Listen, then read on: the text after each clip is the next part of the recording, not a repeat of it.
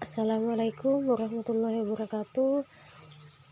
Kembali lagi dengan saya Esti Komaria bersama rekan saya Muhammad Andrian Arta, yang mana pada kesempatan kali ini saya akan membahas tentang poin ketiga dari menjaga diri dari kekerasan seksual, yang mana pada poin ketiga ialah akan membahas tentang prostitusi paksa.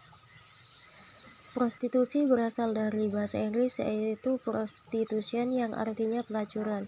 Sedangkan dalam bahasa Arab, prostitusi ataupun pelacuran diartikan dengan zina, yang mana kata zina dalam bahasa Arab adalah bai'urdi, yang artinya menjual kehormatan. Jadi pelacuran bisa juga disebut dengan penjualan kehormatan, dan orang yang melacur bisa disebut dengan penjual kehormatan. Dari segi hukum sudah jelas bahwa prostitusi ataupun pelacuran menurut ajaran Islam hukumnya haram. Haram artinya tidak boleh dilakukan, dan sekiranya tetap dilakukan maka ia akan mendapatkan sanksi hukum baik di dunia maupun di akhirat.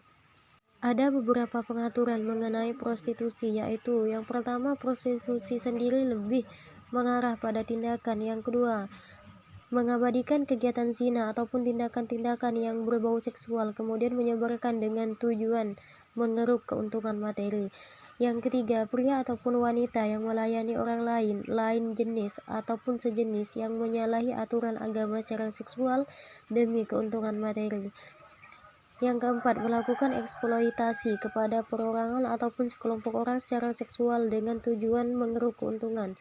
Yang kelima, melakukan pertunjukan yang bertujuan menarik gairah seksual orang lain dari keuntungan materi. Bentuk-bentuk prostitusi dan upaya mengatasi prostitusi.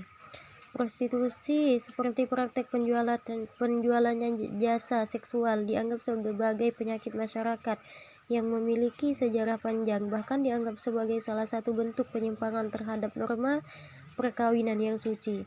Namun perkembangan praktek prostitusi tidak dapat dipisahkan dari nilai budaya masyarakat dalam pembiaran yang memberikan peluang bagi praktek ini untuk terus berkembang dari masa ke masa.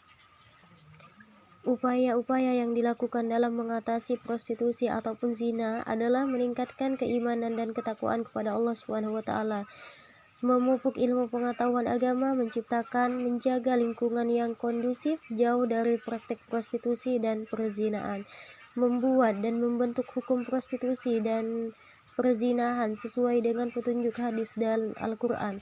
Kebijakan negara-negara di dunia tentang prostitusi secara garis besar terdiri dari 4 jenis. Yang pertama, legalisasi, yakni melegalkan praktik prostitusi. Yang kedua, kriminalisasi, yakni mengkriminalkan pelaku prostitusi. Yang ketiga, deskriminalisasi, yakni upaya untuk tidak mengkriminalkan pelaku prostitusi.